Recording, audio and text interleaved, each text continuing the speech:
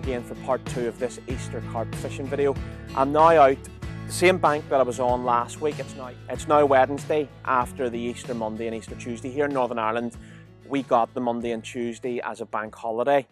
With being working in a school, I'm also off, so I decided to come on the Wednesday, let the weekend revellers have their time on the bank and come again after the weekend. Now, the beauty about it is the pressure has dropped. We're about 992 millibar.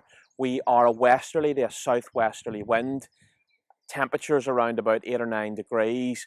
Overcast. It is prime conditions. Now, the only thing that puts me off is there's been a lot of pressure here over the weekend and the extended bank holiday weekend, Monday and Tuesday. There's been serious amounts of bait and lines in the water. The only benefit for me is I'm currently here on my own, so I wanted to get the rods out quickly. No filament setting up or anything like that. Literally taking it serious, 2 rods onto the spot. I have one bottom bait on the versatile 18mm boilie. I have that trimmed down with a bit of a pineapple special topper. And on the other rod, my old faithful Ronnie rig, I've got the Kamakura size 4 hook on there, and it has a Zest special pop-up. More than confident in both of these baits, so let's hope they do the business over the next couple of days. I'm here possibly till Friday morning, as I'm back for a work party on Saturday morning, and I want to just get a bit of relaxing before that takes place. But I'm really looking forward to this session.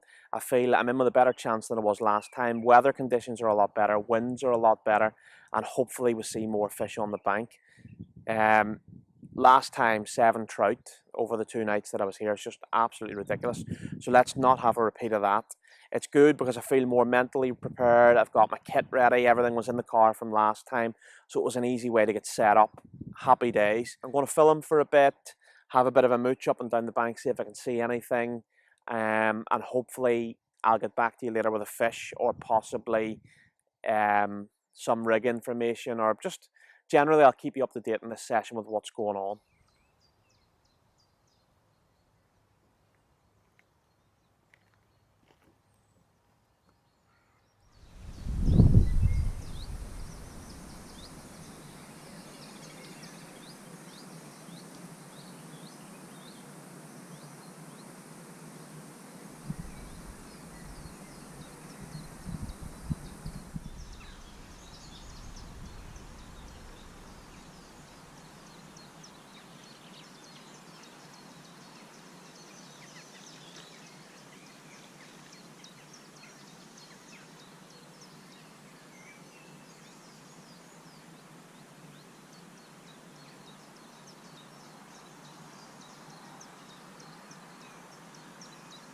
Trout.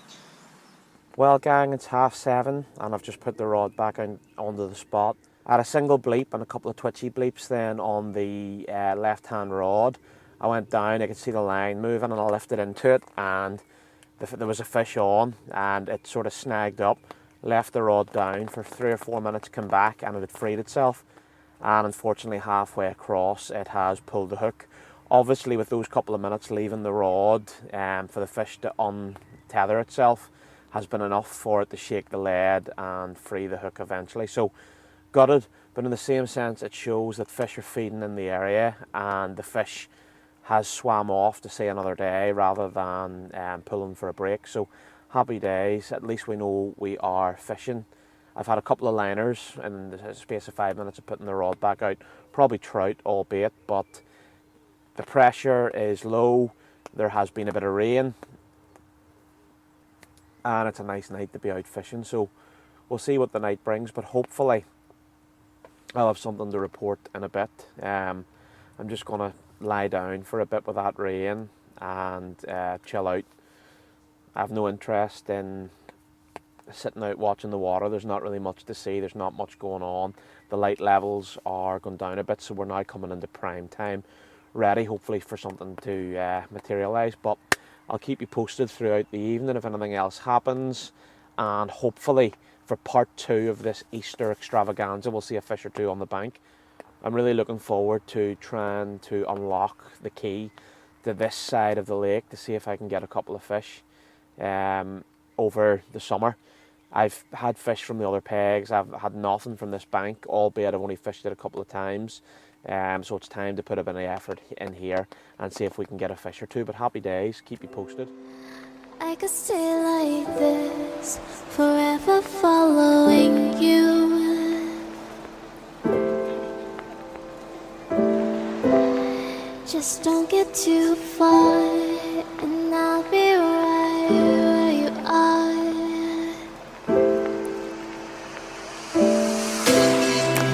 You're a dream that I could finally see.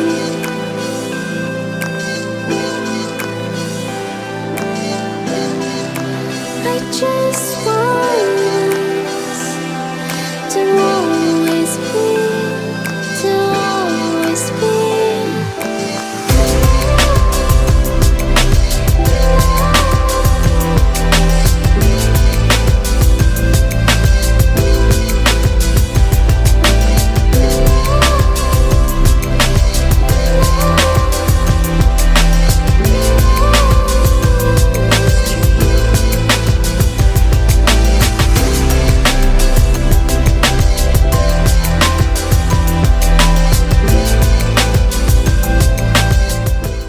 Well, good morning, good morning.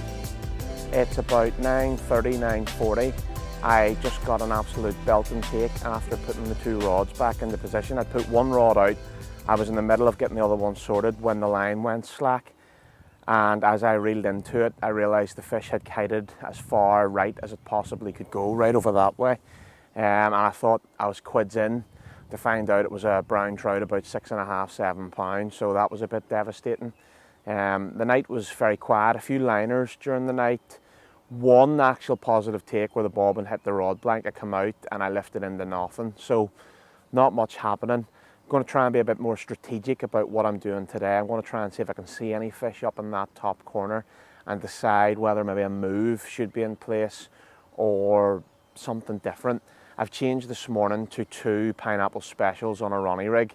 I realised last night and this morning, having a think, all the fish I've had from this lake have been on pop-ups, whether that be on Ronnie rigs or hinge stiff rigs. Usually would be my favourite rig to fish, with a Ronnie sort of sitting that bit closer to the deck, sort of becoming now the firm favourite.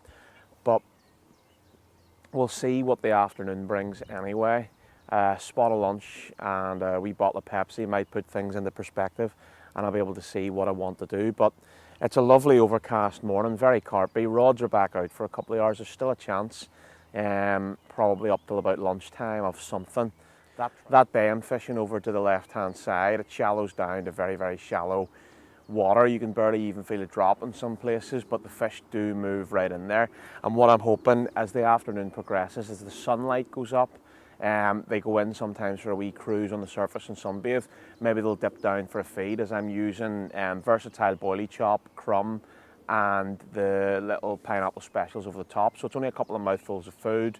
Those particles are going to be wafting up through the water column, so it might entice a fish to feed. So let's see what the afternoon brings anyway. But if anything materialises, I'll get back to you, and hopefully if something happens, we'll get a bit of action footage on camera. I would have had that trout videoed if I had seen the take, but however, I was sitting getting the second rod ready down here when it ramped off, so we'll see what happens. Happy days.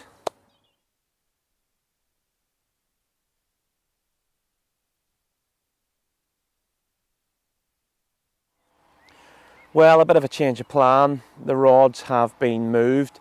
Speaking to a friend of mine on the phone this morning who's had a few fish out of this swim in the past, actually a good few fish out of the swim, has got me to change a few of the spots, and hopefully that will change things about for tonight. Now, I am one of these people that if somebody gives me advice, I will always follow that advice, whether it be 1 rod or 2 rods, as this is a 2-rod rule lake for this time of year. The 2 spots, I sent him where I was in a picture. He then took that picture, added some extra sort of adjustments to where to put them, of where fish have come off before. Not far from where I was fishing, but as we all know, location is key. So I'm on again with the 2 pineapple special pop-ups in 12mm. And again, it's spring, folks. We're not here to fill it in. We're literally here for a bite. I've got a lot of crumb boilie on the spot. When I say a lot of crumb boilie, it's 2 handfuls. If you see 2 handfuls of crumb boilie in the water, what's that, 20, 25 boilies? it actually looks like a lot of food, and with it being split up into big half boilies, quarters, fine sort of dust, it's falling through the water column quite slowly and at different intervals as well, so the fish will hone in on that smell, and hopefully, yeah, it got very breezy there for a second. It's just the wind. Let's calm ourselves down. If it's not the wind, it's probably my old friend, the in and out, Mr. Trout. This session, lucky enough, compared to last time, when I was here last week, I mean, conditions couldn't have been far different. Bright sunshine, constantly high heat, and a high pressure, whereas now we're in the overcast. Yesterday, this time, it was boiling. We're into a better day today, lower pressure, overcast, and just ideal carp conditions. So we shall see what materialises, but you got to be on it to win it. You're not going to catch them sitting at home, but this is what we're out for. Following on from last session as well, I'm using the RT4 bait boat again. Just this swim merits it, you know, for casting, yes, but we're casting tight the fence on the far side. The boat is just a lot more stealthy, and when you've got it, you may as well use it. I could easily cast that distance even with a 9-foot scope. I could land it where I need. It might take 3 or 4 casts to get it exactly right. Why bother when I can just bait with the boat and send the rig into position? So that's kind of where we're at. But it's a nice afternoon. It's quiet. There's only me and another guy that I know quite well fishing up the other side. I'm not sure if he's had anything. I took a walk up earlier, but he was still in his bivvy. It's not really... This lake doesn't show itself with fish unless you are sort of around that far bank and up the top looking into the water, which is only allowed for community members and bailiffs. So there's nothing I can really do about that. But we're here, we're fishing, we've got rigs in the water. I think I'm going to spend a bit of time making a few rigs for this evening. So.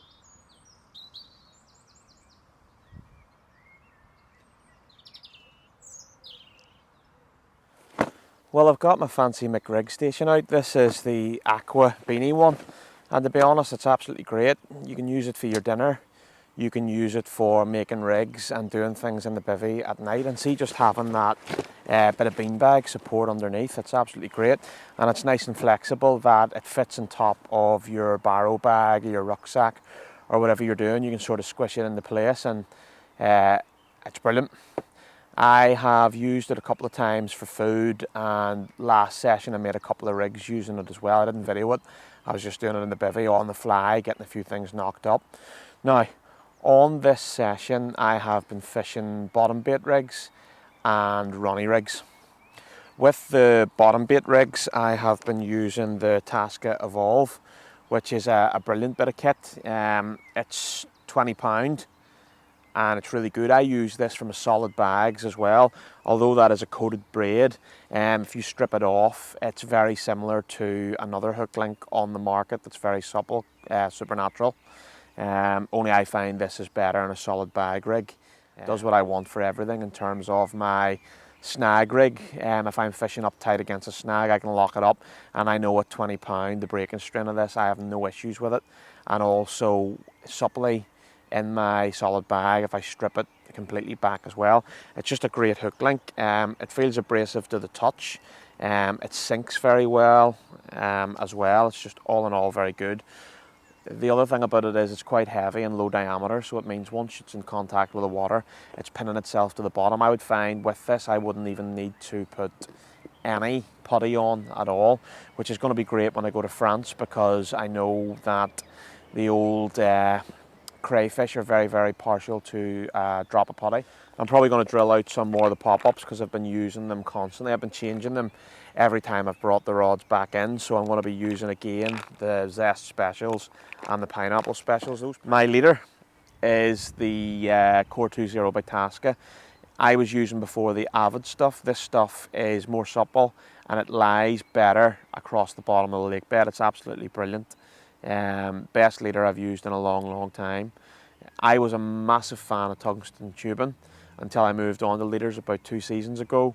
I've used leaders obviously throughout my fishing, but I moved back to leaders 2 seasons ago.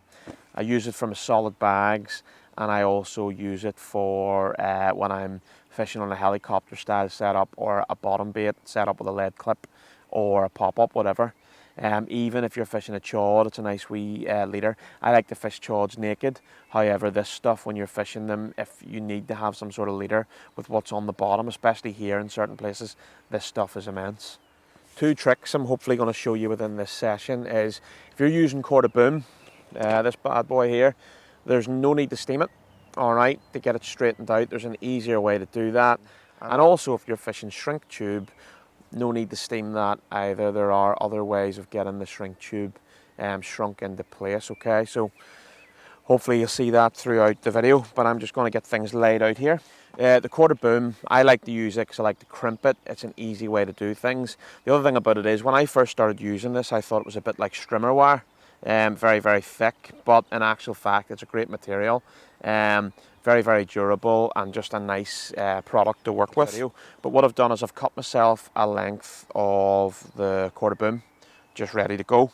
What you need to do is get your hook of choice. Again, for me, it is these ace hooks. And in actual fact, I've less than a box left. I've only about 8 hooks.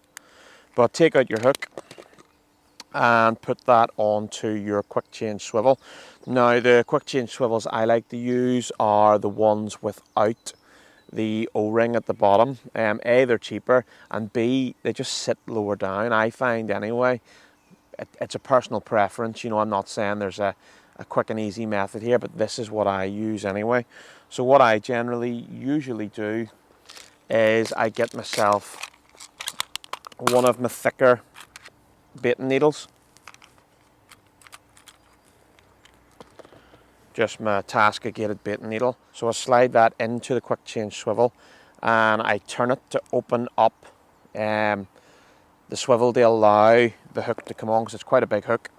Then what I'll do is I'll get my bit of shrink tube, cut it down to size, and I'll slide it onto the hook. I'll then grab my quick change swivel, fit it on, press it in hand tight is fine. You know, that's perfectly fine now. Push my shrink tube back down, making sure that it's big enough to cover all of the quick change swivel piece and down to the eye of the hook and more. And again, that's a personal preference, but I just like to do that for fish safety. So once I've got that element of it done, I like to grab myself a bait screw. Now, it's up to you what your preference is. If you go for some of the plastic ones, they're slightly lighter, but I tend to find that they don't screw the baits on as well. And if you're casting sort of 70, 80, 90, 100 yards, the boilie, the pop-up can fall off. Once you've got that, your hook bead stop, push that into place. Got to be very careful with that. The last thing you want to do is split the hook bead on the barb if you're using a barb hook, and then put that to where your preference is for it to sit. Okay, now once I've done that, what I like to do to get it out of the way is I like to get the shrink tube heat stuck and shrunk, and the best way to go about doing that is to grab your lighter. My little pink Bic one that sits in my tackle box. It's been there for 3 years, because all it's used for is lighting the stove, lighting the Coleman, and also heat shrinking things as well. A lot of the time those are done at home, so sometimes I don't even need to use this, but literally if you light the flame and just hold it, it's already shrunk it at the bottom there. Happy days. No damage to the shrink tube, no damage to the hook. It's only been on there for a couple of seconds, and that shrink tube has perfectly formed down. No need to waste time boiling the kettle. Best thing to do with the boom, because it is quite thick, is cut it at a 45-degree angle for all you joiners out there. Slide it through one side of the crimp. Put it onto the bottom of the quick change swivel. Try not to stick the hook in your finger. Slide the other side through, giving yourself a bit of a tag end there Obviously you can cut it off, but it's nice so as you can test that it's not slipping. All right, I'm just giving myself a very, very small loop there. All right, there's plenty of movement in that rig as there is. That's a 0.6 mil. The small bit of your crimp tool and crimp it down into place. And then again on the other side, I am going to grab myself an anti-tangle sleeve, if I have one here. Happy days. Okay, I'm going to slightly trim that down because I like them quite small. Right, those Tasco ones are quite long, which are great, but it gives you the option to trim them. Slide it along. Get your other crimp, slide it through and create a loop similar to the size of the one you had on the other side, depending on what you're doing, whether it's going on to a quick change swivel or a quick change snap. It's up to you what way you want to do it. I just need a loop quite small that it'll go on to any of the bits and pieces that I'm using. Grab your crimp tool, crimp it down into place, and lo and behold, you can trim the little bit of the tag as much as you want. Get it into place, pull your anti-tangle sleeve down into place. Now that's obviously quite a long one. It's up to you what length you want to fish them, all right? Some are long, some are short, depending on what I'm doing. What I will do is I have myself 2 puller tools, all right? And I put the puller tool onto one end and onto the hook, and I give it a quick pull. By doing that, you're stretching the diameter of the stuff out a bit, so it's actually a bit thinner, and also you are making your rig perfectly straight. Oh. By pulling it out, you have reduced the diameter, and you've also made sure that the rig is completely straight, and that is going to be going out tonight. Happy days.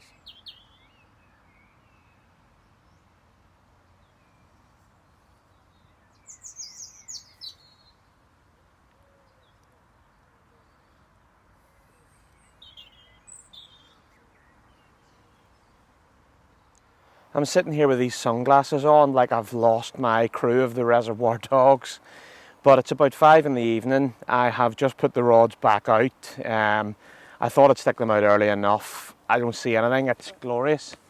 I mean, the sun is splitting the trees. We've had a whole overcast day and then heat now, but then as the sun goes down, the temperature drops right off. And to be honest, there's 4 lakes in the club, the syndicate that I'm part of, and the other ones seem to have been fishing very well.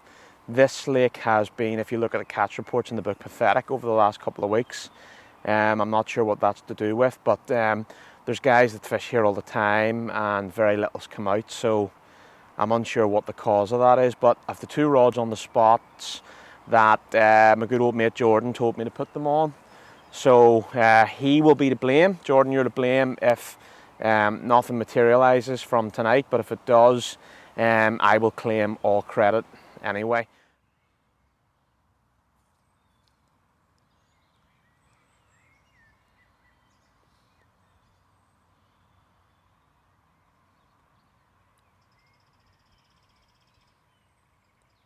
Well guys, I know I haven't been the best at signing off these vlogs at the very end of a session, so I thought I'd take 2 minutes out just to come and speak to the camera. If I said that it's been a great session and relaxing, I'd be telling you every word of a lie. Last night, night 2 of the 48-hour session was just a disaster. I had the 2 rods put onto the spots and I went to bed very confident. Within the space of 20 minutes, one of the rods was away, trout, back out onto the spot, and again trout. No matter where I placed those rods in and around about the place, I was just getting trout after trout. Putting very little loose feed out, still getting trout. Putting nothing but boilies in the place, trout, trout, trout. I ended up with 6 trout during the night to the net, and I couldn't tell you how many runs in total. I was coming out and just casting the rod, bringing the rod in, changing the hook bait, casting it back out onto the spot. And I just got fed up that I brought the rods into the deeper water, hoping that would help me get a bit more sleep. Again, trout. So if anybody is looking some gillian for catching trout, give me a shout. I'm your man. If it's about carp, speak to somebody else. It's just been one of those sessions where nothing has went to plan in terms of the fishing. Now, in saying that, all the rigs were bang on. No issues with the bait. The bait is a wonder bait. It's doing absolutely fantastic results usually. There's just something up at the minute. I mean, the guys were here over the weekend. As you know from the previous vlog, I was here at the end of last week, Wednesday to Friday. Very little caught at all. There's been 2 fish out.